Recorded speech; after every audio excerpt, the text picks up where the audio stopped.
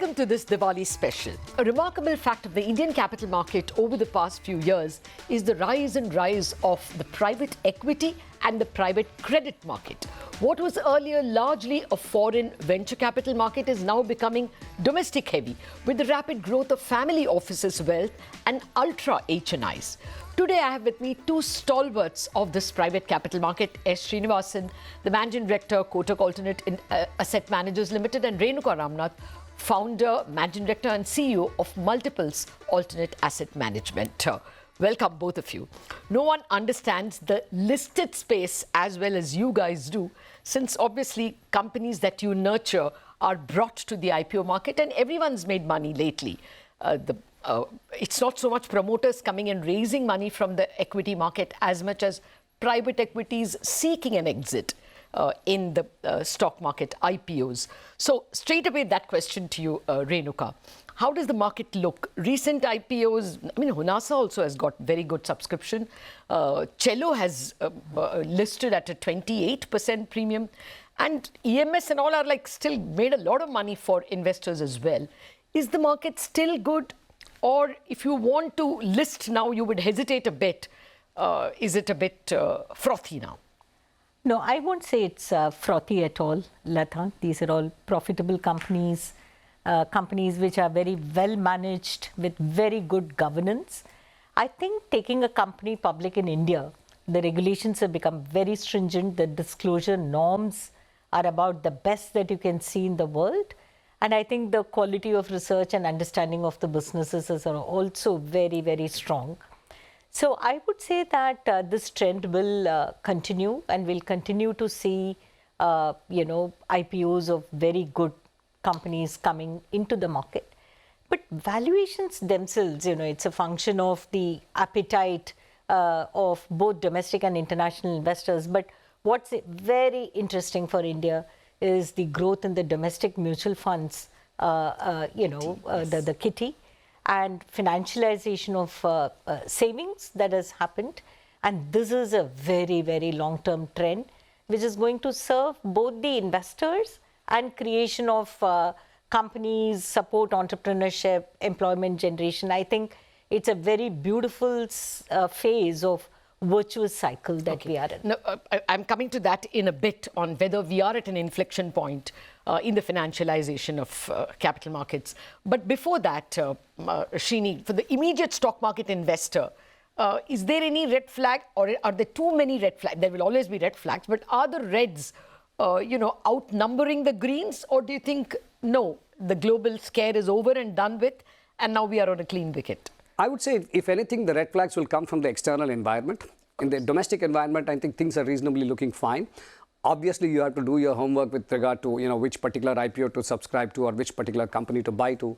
I always give the example, please spend the same amount of time that you would do when you go and buy the television during Diwali, that you go to Flipkart, Amazon and your nearest retailer and then compare the prices and buy. So when you buy your stock and you make an application for a few lakhs in an IPO, at least spend the same amount of time so that you don't make any mistakes. I think you watched the Rahul Dravid ad. Okay. A similar question to you. I mean, since you spoke about the longer term, there are a few red flags in the economy. Yes, clearly the fastest growing large economy. But, we just had Fitch saying that the potential growth of the economy is much lower, or at least lower than what it was pre-COVID. And then we have instances, more money being asked by the MNREGS. Looks like, at the bottom of the pyramid, more money being given, free grains. At the bottom of the pyramid, is there still pain? Would that worry you? So one is, all issues relating to our own economy, right? But I would say that we are doing everything to reduce the gap. We were less than 50 million household economy. Now we are talking about more than 100 million households economy, right? When we look at any investment opportunity, the addressable market has significantly expanded. But the macroeconomic risks, geopolitical risks, interlinkages. So one thing that surprises us often is, what is the interlinkage between, let's say, crude oil price increase to some of our portfolio companies. Okay. And something that is not so obvious may come and hit you, right? Or interest rate rise. See, currently, whether on the personal side or on the corporate side, our borrowings are very low. So even if interest rates have gone up a little bit, the overall dent in terms of just the rupees lakhs or rupees crores has not moved much. But we'll have to watch out for all of these trends and the interlinkages. People talk about supply chain today so fluidly, but why did we miss it in the pre-COVID era, right? So one will have to be very deep, to Srini's point, on the interlinkages of every company and how will various risks play out. Okay, fair point. Srini, exactly that. I mean, similar question to you. How would you assess global risks of the geopolitical nature? Is that a new point that you have to watch out when you pick companies? I think Or is that even a positive, because that means more China plus one kind of investment? No, sometimes that certainly does work as a positive. Whether we were the beneficiaries of cost of our human resources in the software services sector, and if you look at the services export numbers, and that's actually been a big surprise in the September quarter. And that sort of tells you something, that even though despite all the numbers that you're seeing from some of the software companies, is there something that we are missing here with regard to the services exports that is not really visible to the eye immediately. But from a geopolitics point of view, we obviously have to look at oil prices. To my mind, given the way we have played our geopolitics as a country, I think we have done a damn good job of making sure that we are not seen to be aligned with either side, but at the same time making sure that we A, get our crude oil prices purchases right, and B, on the capital allocation side, we are not doing much wrong, and we are doing everything right to make India the possibly the most attractive destination today.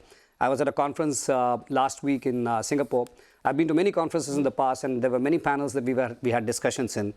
The first time that practically in every panel, India got named as a country, as opposed to just being clubbed with emerging markets, which is a big positive. And, those are the strands in the wind that you catch, that that maybe this is the time. Okay, what's the sense you're getting from foreign investors? No, definitely India's a very, very important destination for them, and I will be very cautious about telling myself and the community I belong to not get carried away by China plus one.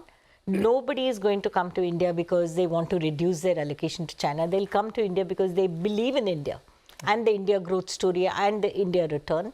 In addition, some rebalancing of portfolio that most institutions are desirous of will give you a little more headwind. It's not going to happen merely because they need a counterbalance for China. Okay, but which sectors are being favored now? Not necessarily by foreign, I mean, even by people like you. Yeah. A couple of years ago, it was all e-commerce and digital.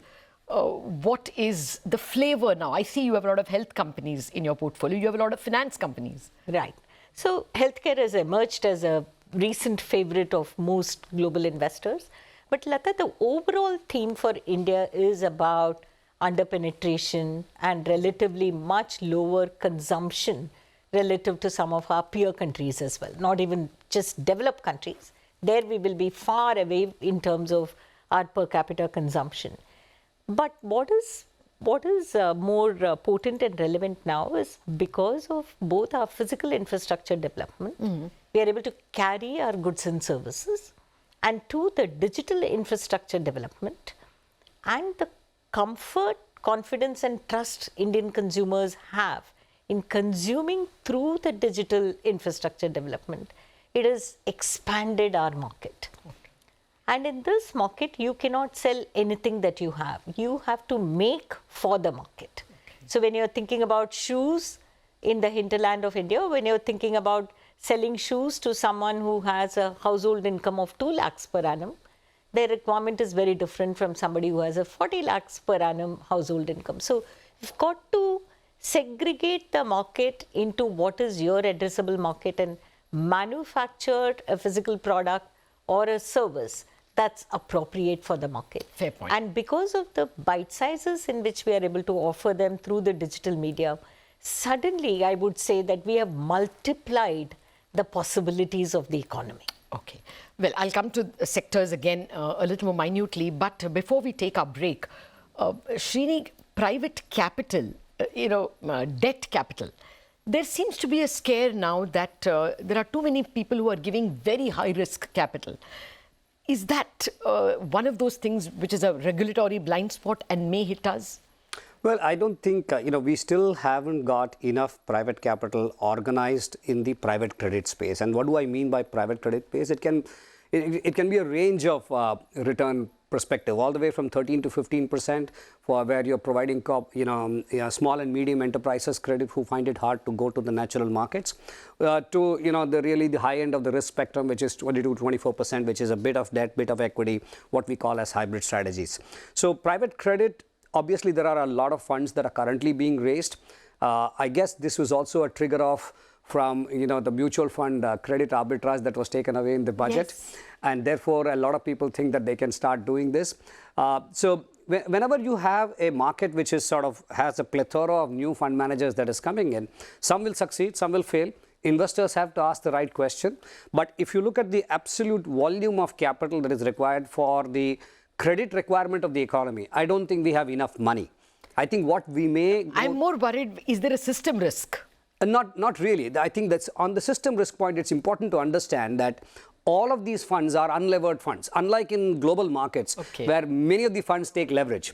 We are not permitted to take leverage under the SEBI regulations. And therefore, to that extent, there is no system risk for the banking system because there's no leverage from there. However, investors need to be careful as to who they select as their fund manager. Oh, that's a very fair point. Investors must note, both in equity and in credit, the reliability of the fund manager. We have to take a very quick break, but lots more questions for Sriniwasan and Renuka in a minute after this break.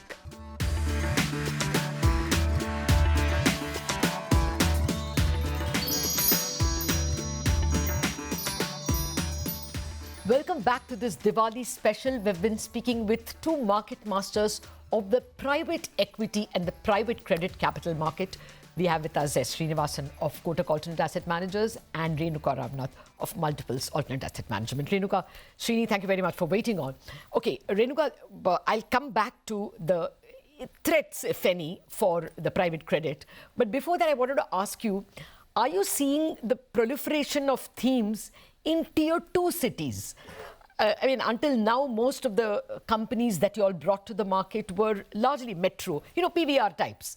But are you now seeing the same companies go tier 2 and more tier 2 companies and tier 3 cities approaching you? Yeah. So I'd like to look at it, Latha, as people at different affordability levels. And they exist in tier 1 cities as well, right?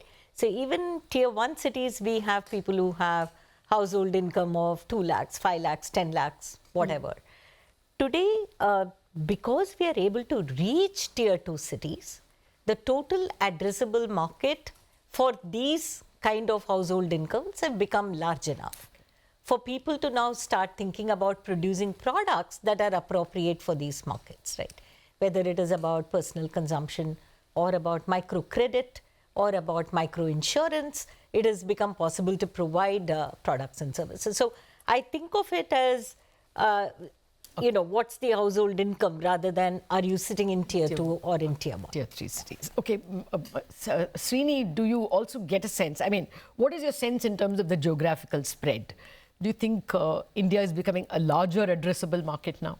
It is obviously becoming a larger addressable market. And as she put it, in terms of the size of the middle class, which is sort of expanding, our experience when we are picking companies to invest in, and we are seeing a couple of things. One is, we are able to pick opportunities not just in the technology or the services space.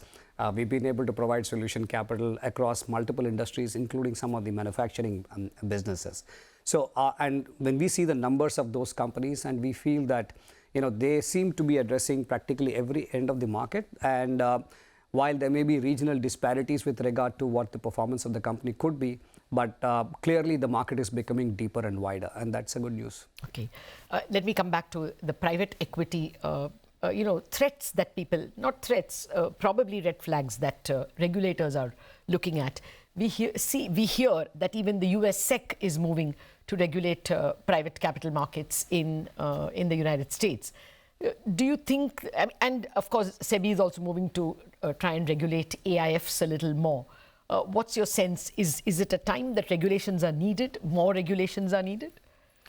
I would not say so for India, because we are in a very emerging phase, and excessive regulations before the product is fully developed, at least for Indian investors, could become counterproductive. It might keep away some of the investors from this product longer than it is good for them.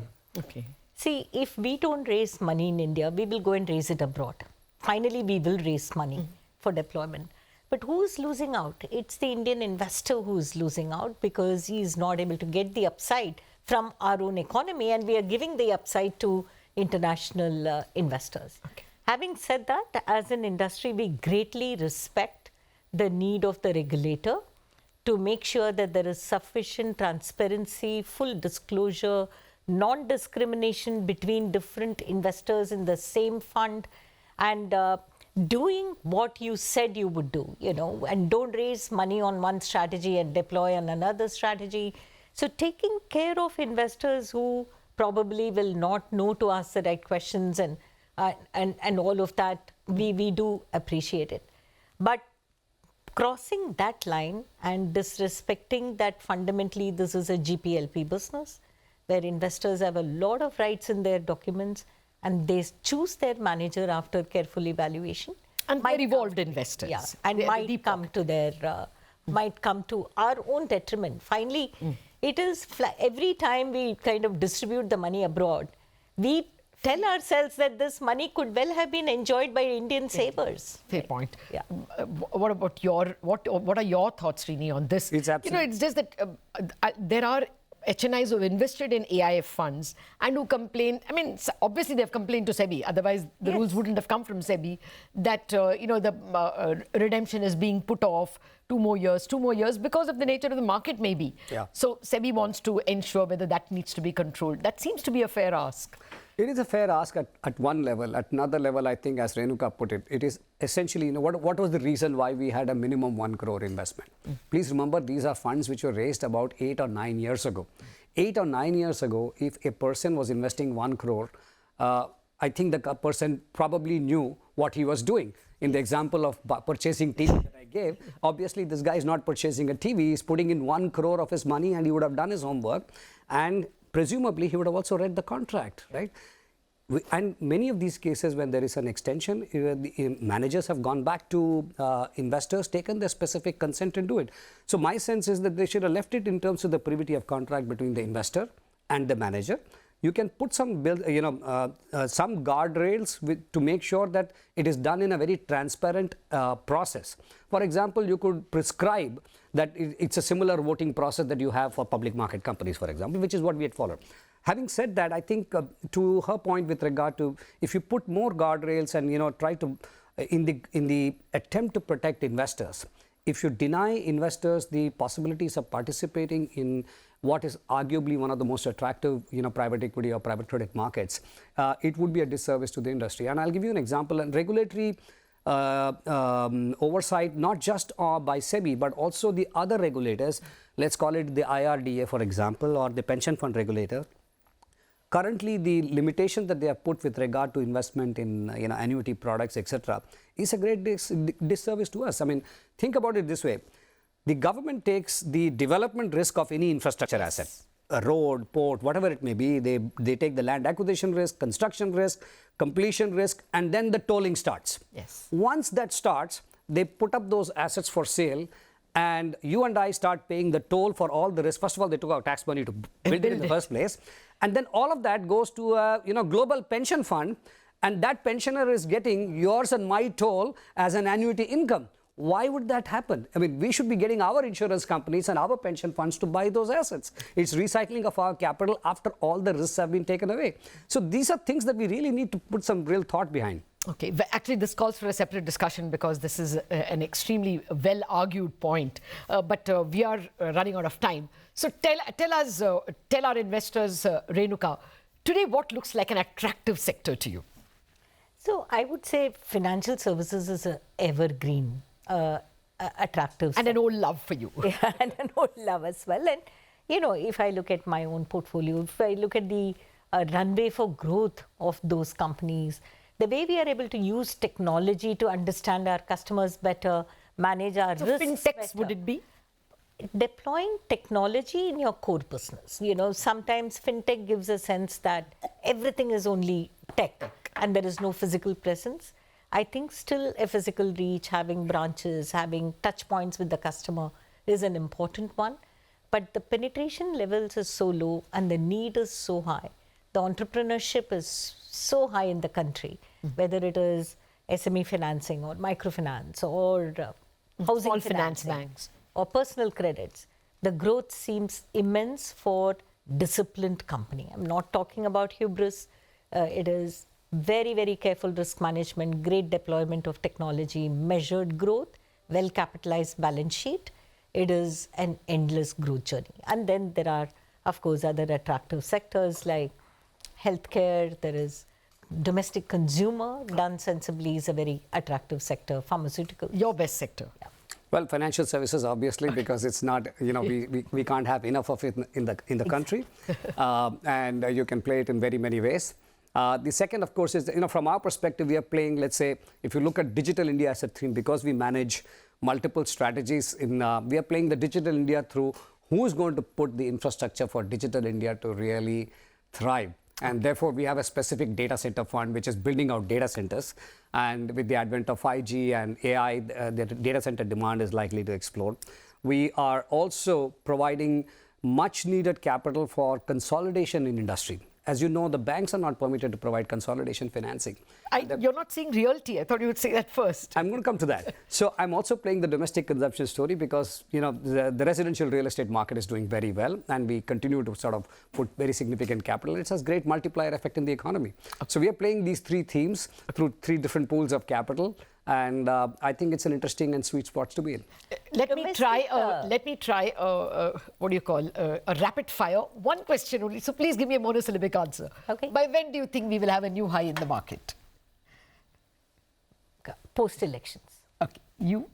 2024 May. Okay. Okay, that's excellent. Yes, I guess that it takes away all uncertainty, so it should be there. We have to wrap up on this very interesting episode, but we will get Renuka and Srini often enough in the new Samvat. Thank you very much for watching this Diwali Special.